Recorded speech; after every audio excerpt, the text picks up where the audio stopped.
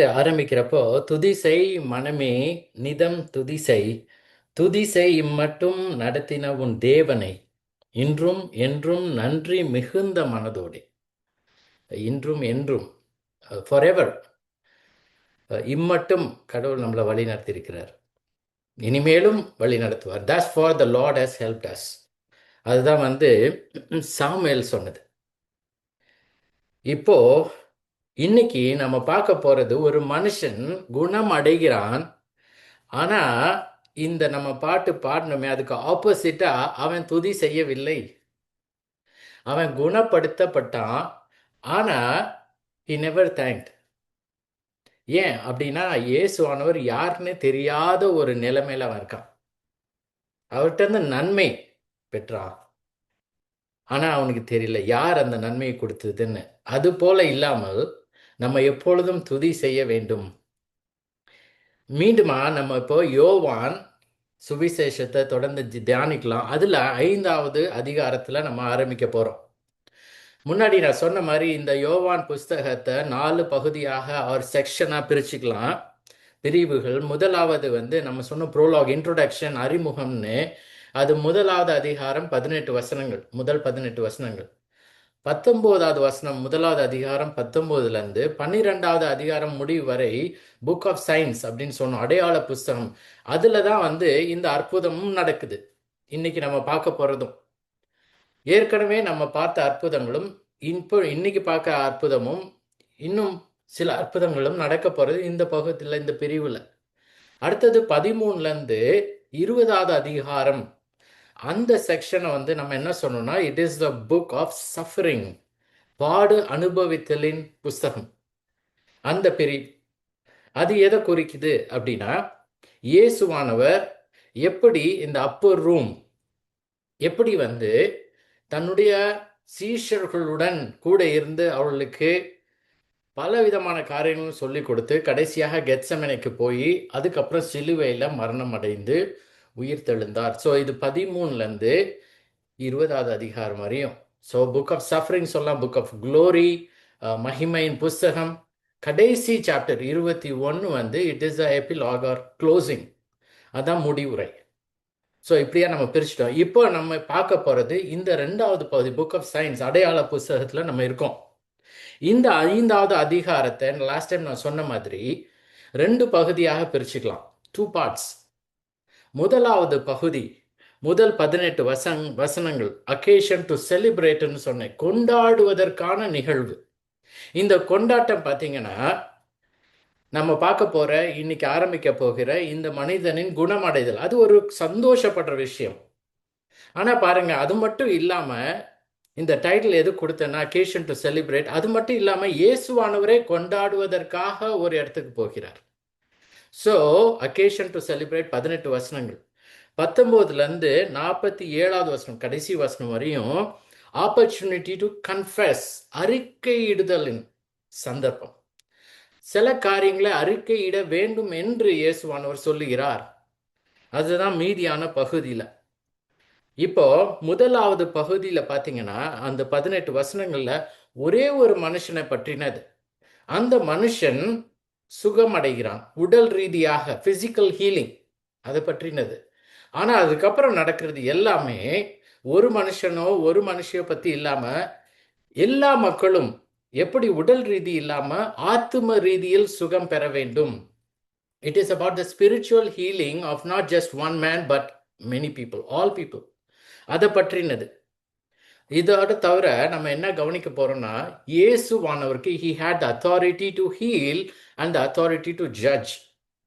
அதாவது இயேசுவானவருக்கு சுகம் கொடுக்கிற வல்லமை இருந்தது, அதிகாரம் இருந்தது. அவர் பிதாவானவர்கிட்ட ஜெபிக்கவில்லை சுகம் கொடுக்க, அவரே கொடுத்தார். அது மட்டும் இல்லாம நியாய தீர்ப்பு, அந்த அதிகாரமும் இயேசுவானவருக்கு இருந்தது. அது ரெண்டையும் தான் நம்ம பார்க்க போறோம். இதான் 2 பகுதியாக நாம் இப்பொழுது பிரித்து கொண்டோம். அடுத்தது the particulars. First parts, second particulars, விவரம். இதுல பாத்தீங்கன்னா இது 3வது மிரக்கிள்.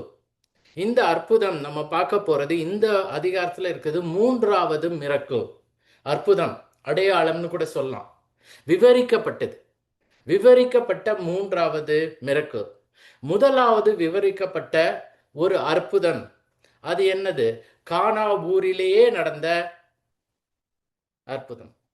எப்படி இயேசுவானவர் அந்த கல்யாணத்துக்கு போய் தண்ணீரை திராட்சை ரசமாக இருந்த இடத்திலேயே மாற்றினார். அதான் ஃபர்ஸ்ட் டிஸ்கிரைப்டு மிரக்கல். அடுத்தது ரெண்டாவது மிரக்கல் என்னது? நம்ம யோவான் 4வது அதிகாரம் கடைசியா பார்த்தது. எப்படி இயேசுவானவர் கானா ஊரில் இருந்து பண்ண அற்புதம். கானா ஊரிலேயே இல்ல, கானா ஊரில் இருந்து எப்படி கப்பர்நகூமில் இருந்த அந்த ராஜாவின் மனுஷனுடைய குமாரனுக்கு சுகம் கொடுத்தார். அது ரெண்டுமே இயேசுவானவர் எங்க இருந்தது? கானா ஊர்ல. இப்போ அது ரெண்டு மிரக்கலும் விவரிக்கப்பட்ட டிஸ்கிரைப்டு மிரக்கல்.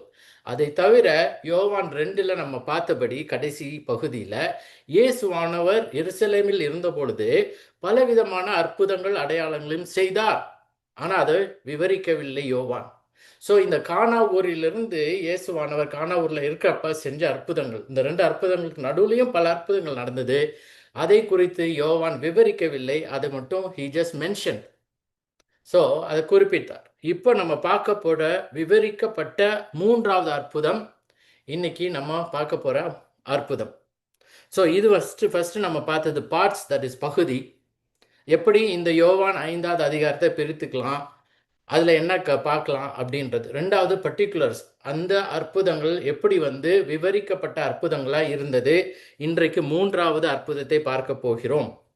இப்போ அடுத்தது நான் சொன்னபடி இது இந்த ஃபர்ஸ்ட் பார்ட் பகுதி அக்கேஷன் டு செலிப்ரேட்னு சொன்னேன். அதில் நம்ம 3 காரியங்களை நம்ம குறிப்புகளை பார்க்கலாம். முதலாவது pattern. So first parts, second நான் சொன்னபடி பர்டிகுலர்ஸ், மூன்றாவது இப்போ பேட்டர்ன், எப்படி விதமாக. நம்ம ஏற்கனவே பார்த்தபடி யோவான் 3வது அதிகாரத்தில் நீங்களே யோசிச்சு பாருங்க, யார் யார்கிட்ட பேசினதுன்னு. யோவான் 3வது அதிகாரத்தில் இரா காலத்திலே ஒரு மனுஷன் இயேசுவின் இடத்துல வந்தான். இயேசுவானவர் அவனிடத்துல போகல. ஃபர்ஸ்ட் இயேசுவானவர் கிட்ட இரவு வேளையில இந்த நிக்கோதேமு எனப்பட்ட மனுஷன், நிக்கோதேமு கேம் டு ஜீசஸ். ஓகே, அதான் first. Nicodemus came to Jesus. நிக்கோதேமு இயேசுவின் இடத்துல பேசினான். அடுத்தது யோவான் 4வது அதிகாரத்துல இயேசுவானவர் சமாரிய பெண்ணிடம் போனார். ஓகே, சமாரிய பெண் இயேசுவின் இடத்துல பேசல, இயேசுவானவர் சமாரிய பெண்ணிடம் முதலாவது பேசினார். அடுத்த பேட்டர்ன் பாருங்க, எப்படி நிக்கோதேமு இயேசுவின் இடத்துல போய் பேசினானோ அதே மாதிரி ராஜாவின் மனுஷன் இயேசுவின் இடத்துல வந்தான். ஓகே, ஸோ மாறி மாறி போகுது, புரியுதா? ஸோ நிக்கோதேமு கேம் டு ஜீசஸ், இயேசுவின் இடத்துல வந்தான். முதலாவது அவன் தான் பேசுறான். ரபி, நீ தேவனிடத்துல போதகர்னு சொல்லி அவன் பேசுறான், இயேசுவானவர் பேசவில்லை. அடுத்ததுல சமாரிய பெண்ணிடம் இயேசுவானவர் போகிறார். தாகத்துக்கு தானே அவர் தான் கேட்கிறார், சமாரிய பெண் பேசவில்லை முதலாவது. அதுக்கப்புறம் ராஜாவின் மனுஷன் இயேசுவிடத்துல அவன் பேசுறான். அப்ப அந்த பேட்டர்ன் படி பார்த்தீங்கன்னா இந்த 5வது அதிகாரத்துல நம்ம பார்க்க போறது, இயேசுவானவர் இப்பொழுது ஒருவனிடம் போய் அவர் தான் ஃபர்ஸ்ட் பேச போறார். அதுதான் 6வது வசனத்துல நீங்க பார்ப்பீங்க. To you want to be healed அப்படின்னு சொல்லி இயேசுவானவர் தான் அவன்கிட்ட பேசுறார். அவன் இயேசுவின் இடத்துல எனக்கு சுகம் கொடுங்க, குணம் கொடுங்க அப்படின்னு சொல்லவில்லை, கேட்கவே இல்லை. அவர் யாருன்னே தெரியாது அவனுக்கு. இயேசுவானவர் போய் அவனிடத்துல போய் கேட்கிறார், நீ சுகம் பெற்றுக்கொள்ள வேண்டுமான்னு சொல்லி 6வது வசனத்துல நீங்க பார்க்கலாம்.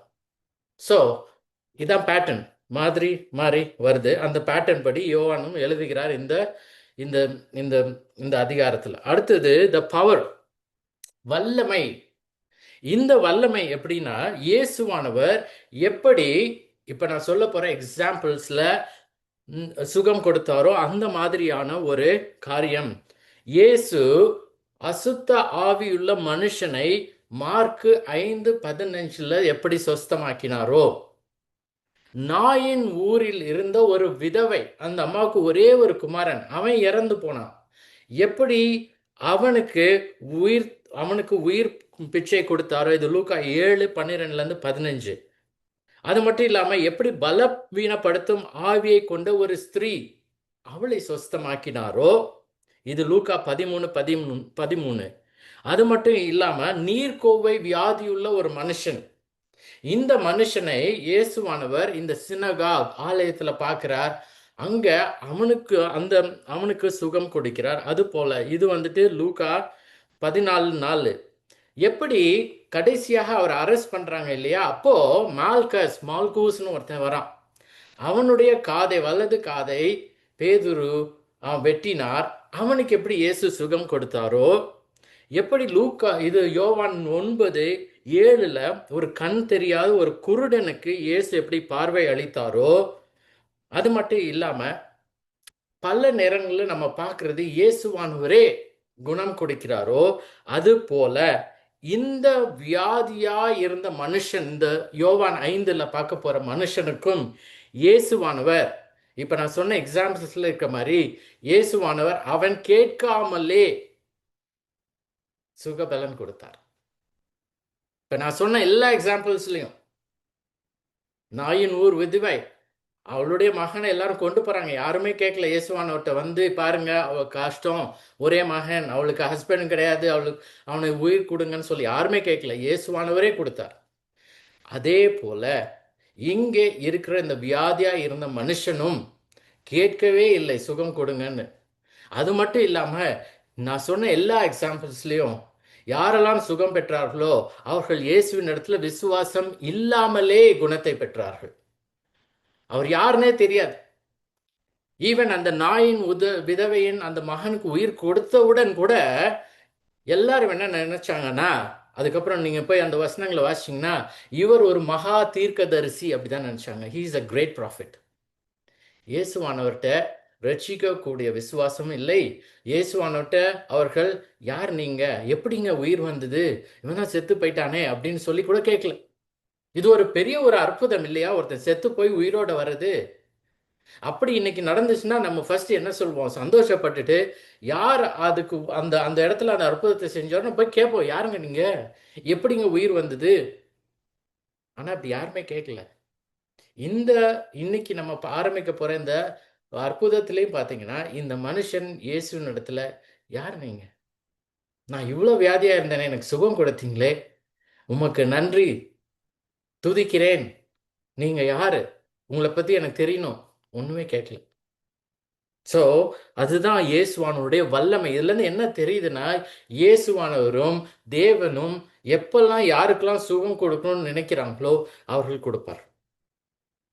ஜெனரலா பொதுவா விசுவாசிகளுக்கு தேவன் நமக்கு சுகபலன் கொடுப்பார். நாம கேட்கிறப்போ அவருடைய சித்தத்தின்படி நாம் கேட்க வேண்டும். ஆனா இயேசுவானவர் யாருக்கெல்லாம் கொடுக்கணும்னு நினைக்கிறாரோ, எப்பெல்லாம் கொடுக்கணும்னு நினைக்கிறாரோ அவர் கொடுப்பார்.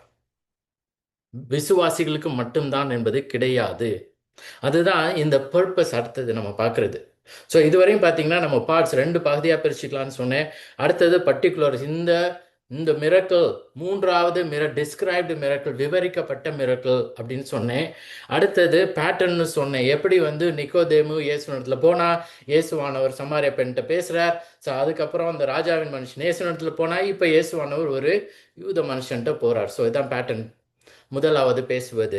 அடுத்தது பவர்னு சொன்னேன். எப்படி இயேசுவானவர் இந்த எல்லா அற்புதங்களும், நான் லிஸ்ட் பண்ண எல்லா அற்புதத்திலையும் எப்படி அவர்கள் கேட்காமலே அவர் சுகம் கொடுத்தார். அவர்கள் விசுவாசம்ன்றது இல்லை, அவர் யாருன்னே தெரியாது, ஆனாலும் சுகம் கொடுத்தார் அப்படின்னு சொன்னேன். கடைசியா பர்பஸ், எதற்காக இயேசுவானவர் இதெல்லாம் செய்யணும், கேட்காதவர்களுக்கு எதுக்கு செய்யணும், கேட்பவர்களுக்கு நம்ம நம்ம நம்ம செய்யலாம். அவர் கேட்டாங்க, பாவம், அவர் அவங்களோட he showed compassion அப்படின்னு சொல்லி நம்ம சொல்லலாம் இல்லையா. ஆனா இப்ப பாத்தீங்கன்னா இயேசுவானவர் எதுக்கு இதெல்லாம் செய்யணும், கேட்காதவங்களுக்கு பேசாம இருந்திருக்கலாம்ல, ஒண்ணுமே நடந்திருக்காது. ஏன்னா அவங்களும் யாருன்னே தெரியாது, அவங்களுக்கு அவங்க வருத்தமும் பட்டிருக்க மாட்டாங்க. ஆனா பாருங்க, எதுக்காக இயேசுவானவர் இந்த அற்புதங்களை செய்தார், எதற்காக இதெல்லாம் எழுதப்பட்டதுன்னு சொல்லி நான் உங்களுக்கு அப்போஸ்தலர் 2வது அதிகாரம் போங்க. அப்போஸ்தலர் 2:22. அப்போஸ்தலர் 2:22. இங்க பேதுரு சொல்கிறார், இஸ்ரவேலரே, நான் சொல்லும் வார்த்தைகளை கேளுங்கள். நீங்கள் அறிந்திருக்கிறபடி நசரேயனாகிய இயேசுவை கொண்டு தேவன் உங்களுக்குள்ளே பலத்த செய்கைகளையும் அற்புதங்களையும் அடையாளங்களையும் நடப்பித்து அவைகளினாலே அவரை உங்களுக்கு வெளிப்படுத்தினார். Men of Israel, hear these words. Jesus of Nazareth, a man attested to you by God. நமக்கே தெரியும் அட்டஸ்டேஷன்னா என்னன்னு. நம்ம போவோம் யார்ட்டையாவது போய் அட்டஸ்ட் பண்ணுறதுக்கு. ப்ரூவிங், எவிடன்ஸ், இதன் மூலமாக attested to you by God with mighty works, wonders and signs that God did through him in your midst, as you yourselves know. என்ன வெளிப்படுத்தினார்? இந்த வசனத்தில் நம்ம பார்க்குறோம் இல்லையா, வெளிப்படுத்தினார். Man attested. என்ன அட்டஸ்டேஷன்? அந்த 36வது வசனத்தில் பாருங்க, அதே அப்போஸ்தலர் 2ல் 36ல் முடிக்கிறது. பேதுரு இந்த சர்மனை முடிக்க போறாரு. பெந்தேகோஸ்தே அன்னைக்கு பேசி முடிக்க போறார். கன்க்ளூஷன். அந்த கன்க்ளூஷன்ல என்ன சொல்றாரு? ஆகையினால் நீங்கள் சிலுவையில் அறைந்த இந்த இயேசுவையே தேவன் ஆண்டவரும் கிறிஸ்துவும் ஆக்கினார் என்று இஸ்ரவேல் குடும்பத்தார் யாவரும் நிச்சயமாய் அறிய கடவர். He is the Lord and he is the Christ. இவர்கள் எல்லாரும் என்னன்னா, யூத மக்கள் இயேசுவானவர் காலத்துல இட் வாஸ் எ பீக். என்ன, ரோமர்கள் கீழே அவங்க இருந்தாங்க. அவங்க கிறிஸ்து வருவாரா, யார் இந்த கிறிஸ்து, நாங்கள் அறிந்து கொள்ள வேண்டும், அவரை விசுவாசிக்க வேண்டும், அவரை பின்பற்ற வேண்டும் அப்படின்னு சொல்லி பார்த்துட்டே இருந்தாங்க. அதனால தான் நம்ம யோவான் 1ல் கூட பார்த்தோம்.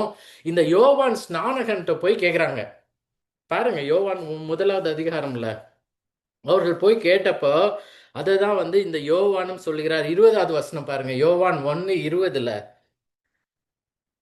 19 வாசிக்கிறேன் பாருங்களேன். எருசலேமிலிருந்து யூதர்கள் ஆசாரியரையும் லேவியரையும் யோவான் இடத்தில் அனுப்பி நீர் யார் என்று கேட்டபோது அவன் என்ன சொல்லியிருக்கணும்? நான் யோவான் ஸ்நானகன், எங்க அப்பா வந்து சக்கரியா, எங்க அம்மா எலிசபெத், இப்படிதான் நம்ம சொல்லியிருப்போம். ஹூ ஆர் யூன்னு கேட்குறாங்க. ஆனா பாருங்க, அவன் இருந்த நிலைமையை புரிந்து அவன் என்ன சொல்றான்? அவன் மறுதலியாமல் அறிக்கையிட்டதுமன்றி நான் கிறிஸ்துவ அல்ல. ஏன்னா அவங்க எல்லாரும் எதிர்பார்த்தது கிறிஸ்துவ, வேற யாரும். அவங்க கேட்குறப்ப அவனுக்கு தெரியும் இவங்க என்ன கேட்க வராங்கன்னு. அதனாலதான் நான் கிறிஸ்துவ அல்லன்னு சொல்றான். தன்னை பற்றி சொல்லாம தான் யார் இல்லைன்றத சொல்றான். அவன் நான் கிறிஸ்து அல்ல அப்படின்னு சொல்லி அவன் சொல்றது இதனாலதான். அதுக்கப்புறம் பாருங்க, அறிக்கை இட்டான். அப்பொழுது அவர்கள், பின்னையார், நீர் எலியாவா? அதற்கு நான் அவன் அல்ல என்றான். நீர் தீர்க்க தரிசியானவரா என்று கேட்டார்கள். அதற்கும் அல்ல என்றான். அதுக்கப்புறம் தான் அவன் சொல்றது 23ல் கர்த்தருக்கு வழியை செவ்வை பண்ணுங்கள் என்று ஏசாயா தீர்க்கதரிசி சொன்னபடியே நான் வனாந்திரத்திலே கூப்பிடுகிறவனுடைய சத்தமாயிருக்கிறேன். ஸோ இப்போ நம்ம பார்க்கறது என்னன்னா, எதற்காக இந்த அற்புதங்கள் அடையாளங்கள் எல்லாவற்றையும் இயேசுவானவர் மூலமாக தேவன் செய்தார்?